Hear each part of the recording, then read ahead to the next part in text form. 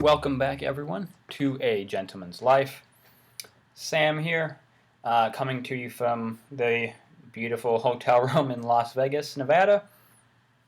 But I wanted to get some videos made while I'm out here and have a little bit of time in the evenings. So, coming to you tonight is, of course, the one-year review with the Tudor Pelagos. But first, as promised, because I forgot last time, on the bracelet tonight, even though I've had it on the NATO a couple times since getting it, we have the Omega Speedmaster Professional. You can see, I think that fits really nicely. The 42 is really lovely. Fits perfectly. I looked at couple others. They showed me a couple others. There was I think it was the 44 millimeters, but it had the new really nice automatic movement with the open case back, and a couple others. But I mean, when it really comes down to it, there was no question I was going to be getting the original, if you will, or as I like to put it, the NASA approved version. Let's get on to why we're here.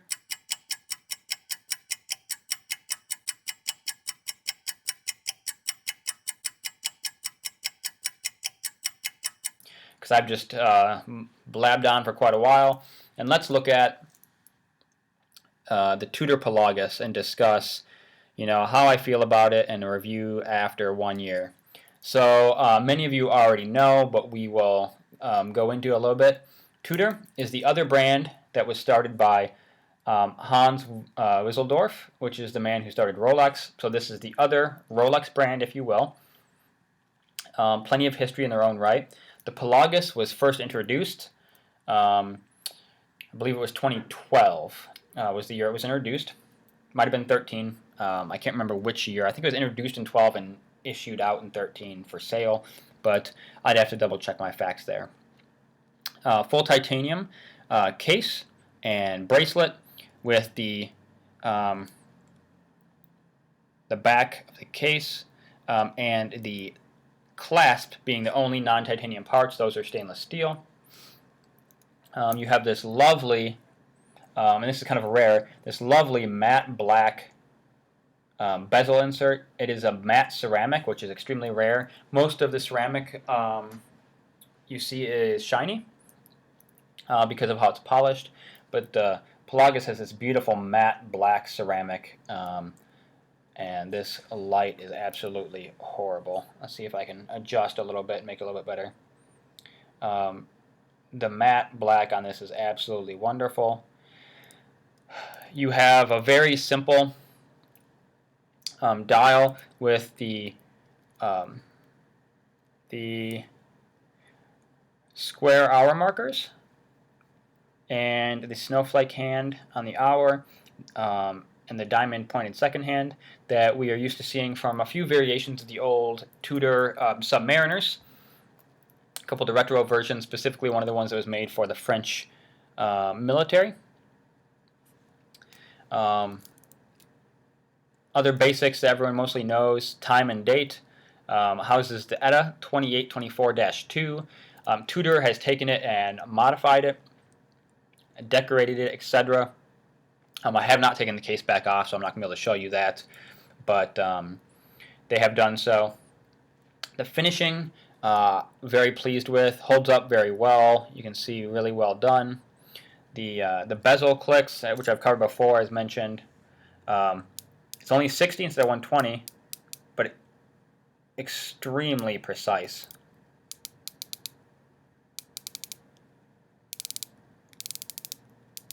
Very nice click. I apologize about the camera. I'm limited in the hotel room with what I can go with. I'm gonna try to turn this light off and turn a different one on. Give me just a moment.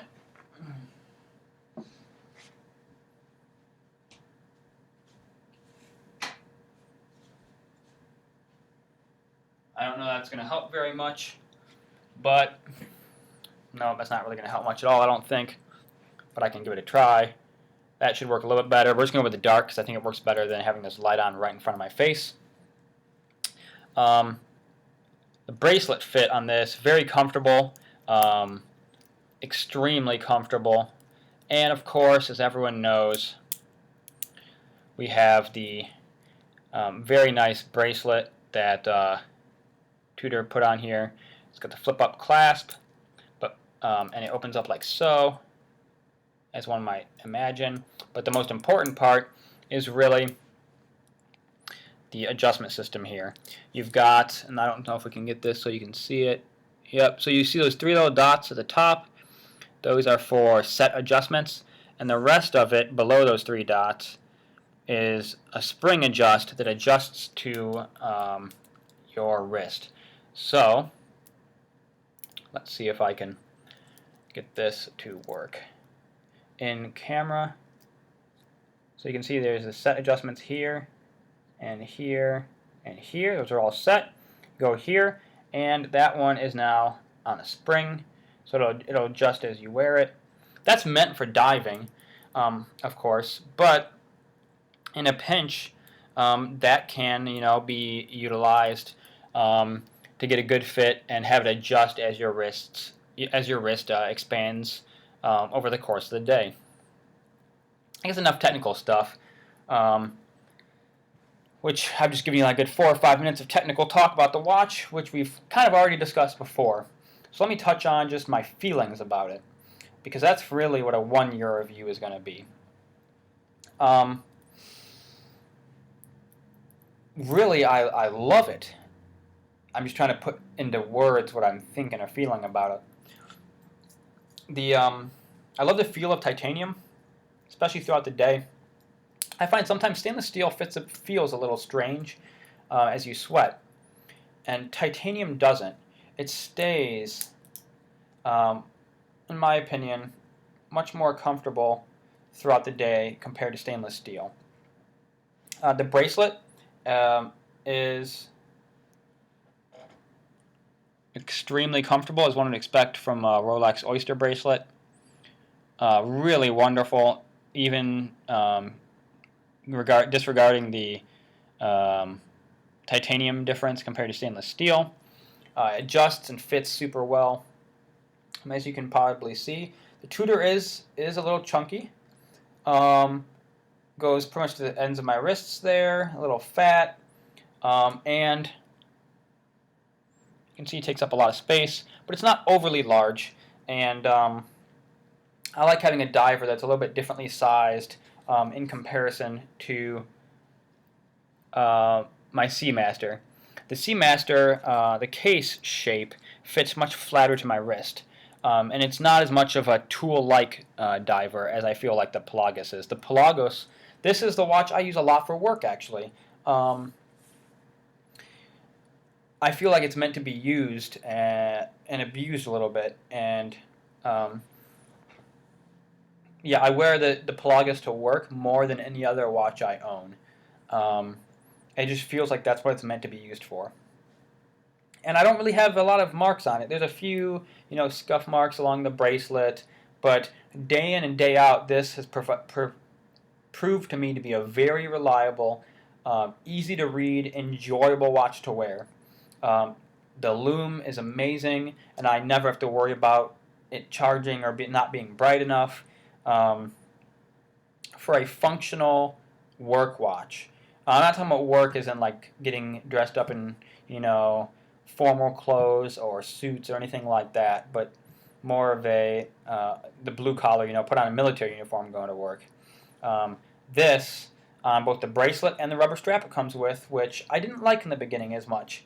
I was iffy about it because I'm really picky with rubber, but as it's broken in, I've become very happy with the rubber strap, and I almost wear the rubber strap now more often than the bracelet.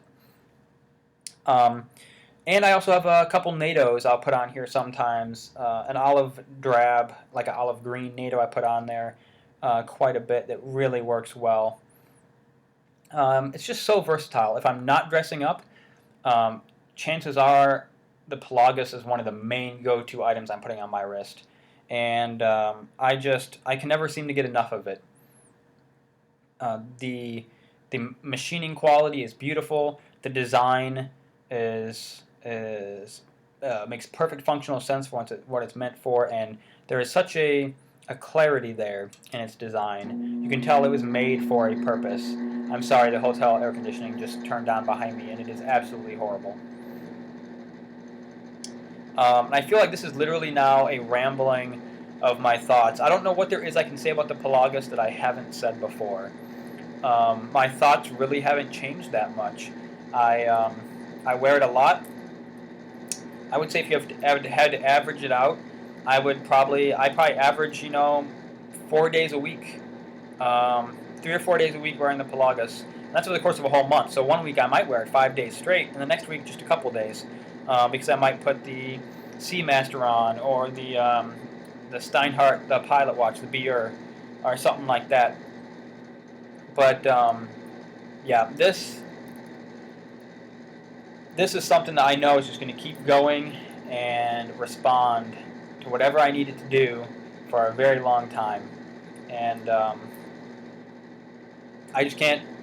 There's not much more you can say. Actually, it is wonderful, reliable, rugged, and if you're one that likes the functional tool watch, it's one of those ones for you. I love that style of watch, and granted, dressy watches have grown on me over the years, but I wear functional watches like this far more often, and yeah, there's not much more I can say about it.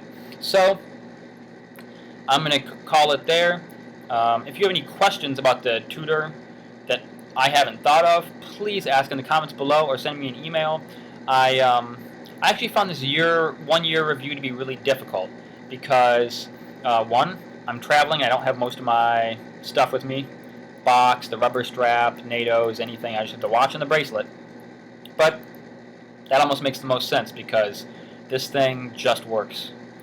But I'm having trouble finding something different to say because it's just, I loved it when I got it. I loved it 6 months later, and I love it now. And I guess that's what comes down to it. 1 year with the Tudor, still love it. Until next time.